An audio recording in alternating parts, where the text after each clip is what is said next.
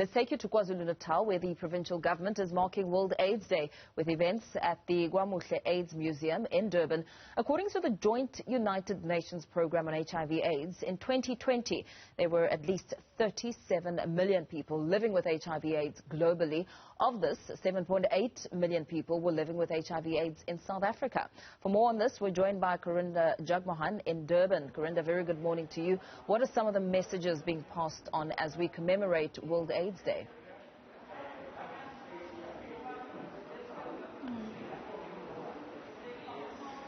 Indeed. Well, of course, messages of protection for oneself during this time. You can see my colleague Pilani Zuma just showing you some of the crowds here. Essentially, like you mentioned, the KwaZulu-Natal government, including the KZN Premier, eThekwini municipal mayor, among other government officials, are embarking on a tour of the KwaMuhle Aids Museum. And a number of youth here are here as well, just discussing preventative measures to protect oneself from the virus. Now, this museum was inaugurated in 2016 following the International AIDS Conference. It was held here at the ICC. One of their projects was to host this museum that really has some detail about the science behind HIV, the human immunodeficiency virus that attacks one's immune system. A person with advanced HIV disease has AIDS, the acquired immune deficiency syndrome, which means the immune system can no longer fight diseases. And Paul, I'm actually learning all about this as we walk around this museum. Pilani will just show you, the discovery of HIV and when it was discovered around the early 1980s. We're understanding and learning more about the structure of the virus, and you can see graphics of the HIV virus itself and how this virus was ultimately classified, where it was found. We can learn about HIV across the world. You can actually come and have a look with me. These are statistics from 2014 showing the proportion of people living with HIV by country in 2014. And you can see South Africa holds quite a bit of this graphic, and it looks like across the world, when you're looking at these specific countries, we are the most impacted country, having more people living with HIV and AIDS in South Africa. Let's look at the provincial statistics. And you can see here, HIV in South Africa, these statistics, remember, are from about 5 years ago.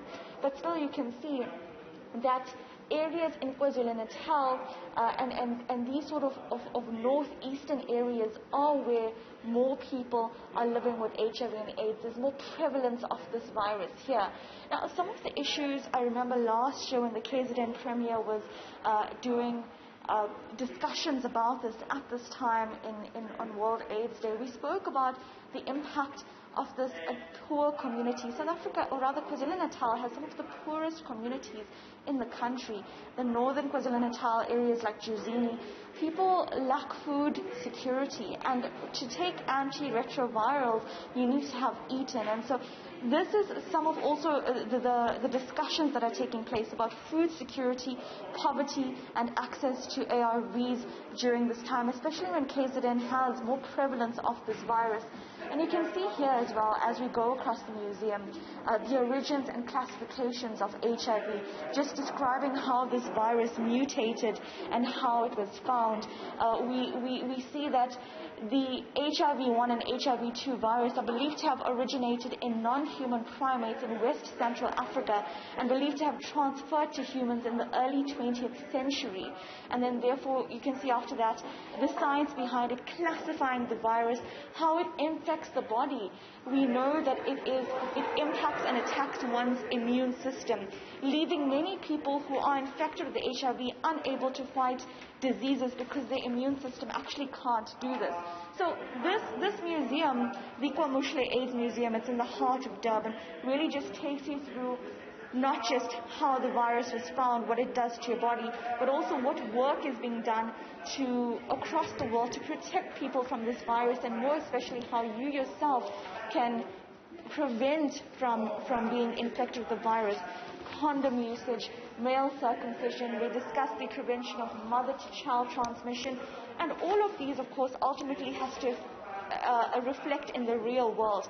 after this walkabout that the government representatives are currently doing in this museum, they'll be hosting a discussion to speak about what work they'll be doing, especially in the northern KZN areas, to discuss reducing viral transmission, and more especially the discussion about the inauguration, or rather the launch of the 2021 International World AIDS Conference that will be hosted in Durban from the 6th to the 11th of December. We're going to see, or we would have seen, a number of people come through globally to KwaZulu-Natal, to Durban, to discuss HIV and AIDS, the spread of HIV and AIDS, more especially preventative methods as well.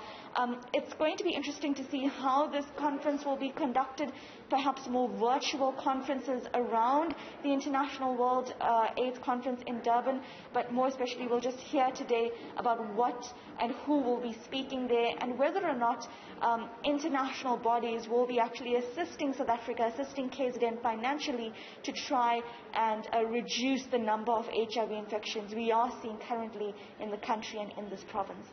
Very well, Karinda. Let's leave it there for now. Bringing us the very latest from the KwaMuhle Aids Museum in Durban, Karinda Jagmohan also giving us an idea on the valuables in that museum when it comes to information and the research behind HIV/AIDS.